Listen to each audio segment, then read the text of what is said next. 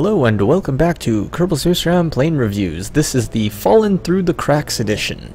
I'm calling it that because these are on my old recording drive, which I have now regained access to thanks to my dad buying me a new SATA cable so that I could actually plug in my recording hard drive. The SeaPlane 1 was a symbol of wealth in the early jet age with the advent of advanced rockets. I cannot speak right now. It's been relegated to become an affordable way to commute to work from sea and land on Kerbin. So is this how we get between the island and Kerbin? Why not use a rocket? Throughout testing, the popular concept for a seaplane was to have a tail dragger landing configuration and have high wings. Takeoff proved dangerous and totally impractical with the tail dragger, but testing with a high-wing aircraft proved to be problematic for balancing. The end result was a mid-wing tricycle landing configuration that is capable of landing on the ocean or land. Performance/procedures. With the rather lightweight and large wings, the takeoff speed on the SP1 is very low. Due to landing gear having a high impact tolerance, the SP1 can land and take off from both land and sea. Procedures are identical with that of most planes other than the sideways movement on land and the recommendation of SAS for landing. Less than 80 meters per second, please. Alright, I am landing this at 80 meters per second in the water, and it better survive. And actually, it probably will, because if I remember correctly, no, I don't. This is a different save because this is running off of my old hard drive that I use for the recording, so actually, this should go just fine. I was worried for a moment that better buoyancies would screw up our ability to drive this thing on the water, but since this is the old save, it does not actually have better buoyancies installed. This craft, by the way, is made by one Robert Hammond, and wait a second. Are there no landing gear on this? Like we're just supposed to skid along the runway on the intakes? Seriously? Is that what we're supposed to do? Because if so, I mean, I'm all for it. Oh wow, it just slides sideways immediately. That is hilarious. Why does it just slide sideways immediately? That is interesting. Oops. Hey, remember how you said not to land at above 80 meters per second? Guess what I just did? Guess what I regret? Guess what's gonna kill me? Probably this right here. Or not. I missed it. Awesome. There's a VTOL. There's this nice VTOL. I remember this VTOL. I did a video, one of my videos, I forget which one, but it had that VTOL in it, and I landed it on top of the VAB, and it was lovely. And I think I broke a piece on it, but otherwise it is functional, and it's just chilling out up there. And now we're going to see if we can survive a crash landing in this. At the present speed, we cannot. But if we can get it to slow down just a little bit more, we can survive. So that's what I'm trying to do. Maintain altitude or fall very, very slowly while dropping in surface velocity. That way Bill Kerman can survive to fly and crash again. And I think we're still going a little fast. Oh, now we're speeding up. We shouldn't... No, don't speed up. Don't speed up! Yeah, see, if we were under 45 meters per second, we probably would have survived that. But, too late now. Alright, this time around, we're going to go to 1/3 speed on the thruster. We're going to use SAS as recommended. And we're going to try and just take off. And why does it go sideways initially? That is so weird. That is so weird. It's funny. We're going to slide right off the runway at this speed. Let's not do that. Let's not do that. All right, back up on this runway, and we're off in the air. Awesome. I'm actually going to throttle it down even lower because, as you can see, we're already above 80 meters per second, and we need to not be above 80 meters per second when we land this in the water. That is the design's limitations as specified by one Robert Hammond's chief designer of the SP1. That was a lot more dramatic than I thought it was going to be when I said that. But let's not worry about that right now. Let's worry about the fact that this thing continually wants to be above 80 meters per second. See, now we're going much faster. I'm actually going to cut the engine entirely. In fact, I'm even going to tell it off. Bad engine. Oh. And now I'm turning it back on. And we're going to do these sharp S-turns. Okay. I'm going to throttle it up just a little bit. I want us to land at just under 80 meters per second. Because it said it's supposed to be able to land at 80 meters per second, and I'm going to test that. So I'm turning on the engine, and I'm waiting for it to go a little faster. Come on.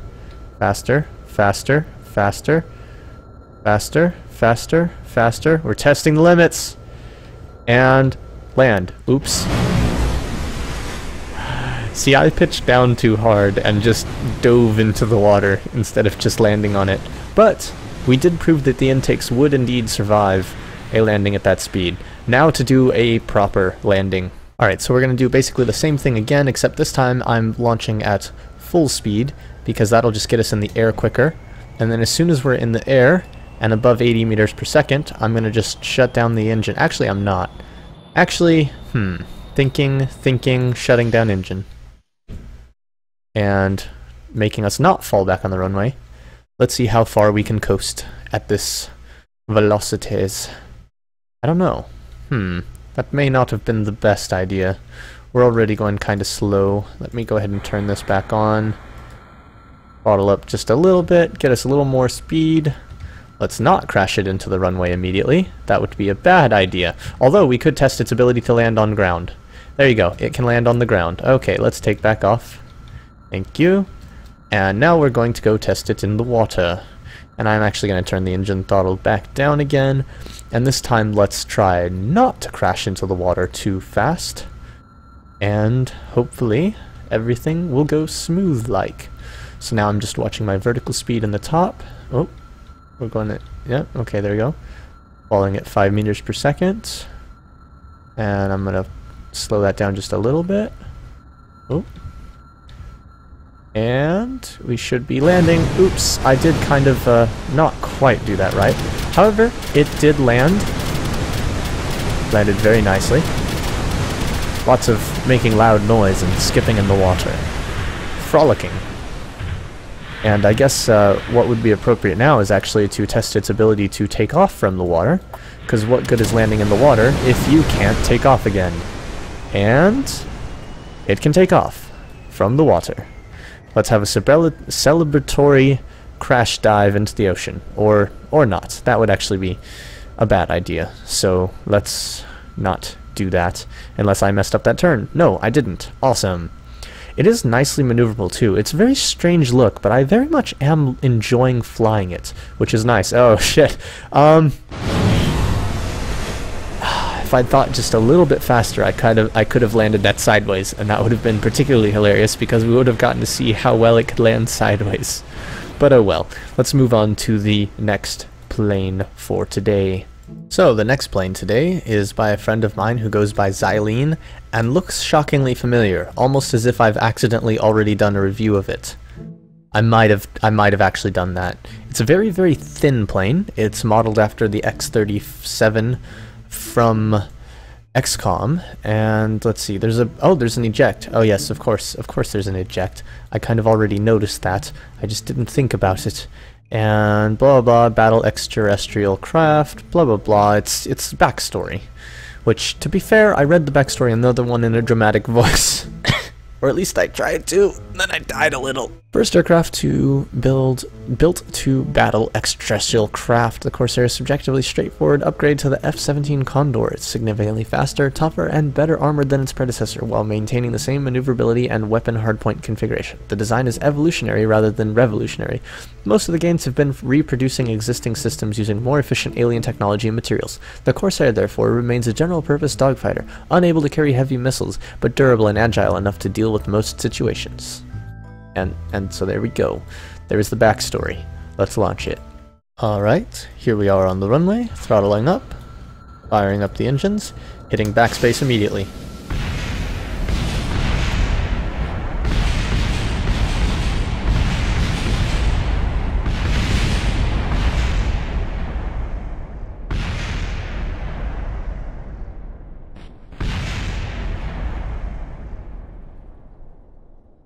That was completely worth it. In every way. Alright, now this time around let's have a more serious attempt at a takeoff. That is, once it loads and allows me to start firing things up. Ooh, that is nice. I like the look of this. And it's sliding to the side a bit on its own, which is interesting. And I've just accidentally hit the spacebar when I meant to hit C. But now we get to see it do kind of a backflip in midair and then come back and try to kill us. Or just gracefully fly off in that direction. Bye-bye. You will be missed. Or not. You're just gonna die.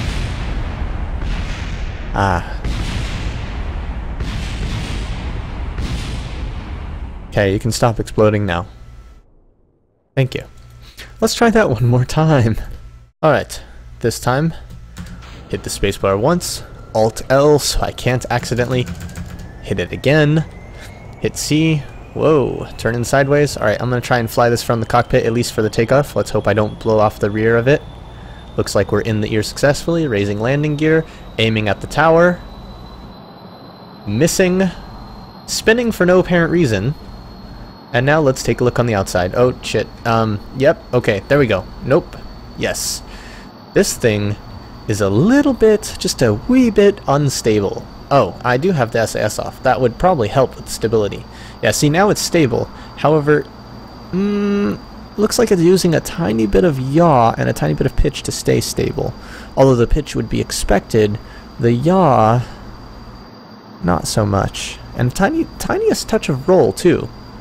It seems that this plane on its own, something is slightly off about it, like there's an extra part on one side. Perhaps it's a ladder. Is there? There is a ladder on the front. Aha! It's probably the fault of that.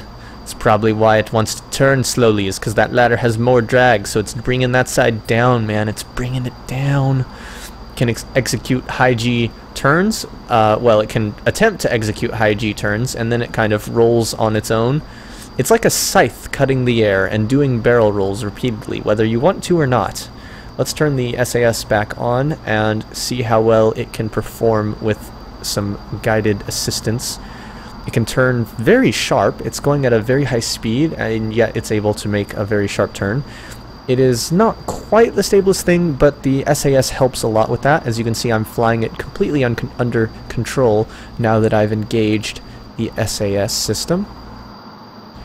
And yes, I'm aware I said Stability Assist System because SAS stands for Stability Assist System, or at least it did the last time I checked. Let's pull up before we crash into the water. Ah, very nice. We're still descending quite rapidly though, so I'm going to actually pull up now. No. Let's not make this a challenge about how close I can come to death without dying, even though I kind of almost did while I was saying that I wasn't going to. Wonderful. And dip the nose down. Oh! Whoa! I think that's the closest I've ever flown something to the ground, and one of the fastest speeds I've ever flown something extremely close to the ground at. Yes, excuse the load times, but we do have a several-part VTOL sitting on top of the VAB. I should probably move it, or, you know, crash an extremely fast experimental craft made of alien parts into it at high velocities. Come on. Yeah! We're still alive. Oh shit, oh shit, oh shit. Oh shit, oh shit, oh shit, shit, shit, shit, shit. Yeah! Yeah! Yeah! Yes! Oh, fuck yeah! Oh my god. Oh my god. Oh, that is... I don't even know how to react to that. That is... Oh, that was great. That was great. Alright, let's go look at the damage. Oh yeah, we completely destroyed the front of that thing. Oh, that is fucking brilliant. It's got just tiny little landing gear left, and it's just kind of sitting there sad. It's like a hollowed out body, because we destroyed the core, but the winglets are still in place. Oh wait, that's a docking bit in the middle. Interesting. I forgot the exact design of that thing, so, you know, yeah. Oh, changing vessels, destroyed something. Okay. I want to change to that. I want to go back to my successful crewman. Wait, I think yes, there we go. You have done well today, Bill. You have done well. Thanks for watching, as always. See you in space. And Xylene, I really loved your X-37. It is a joy to fly. Thank you.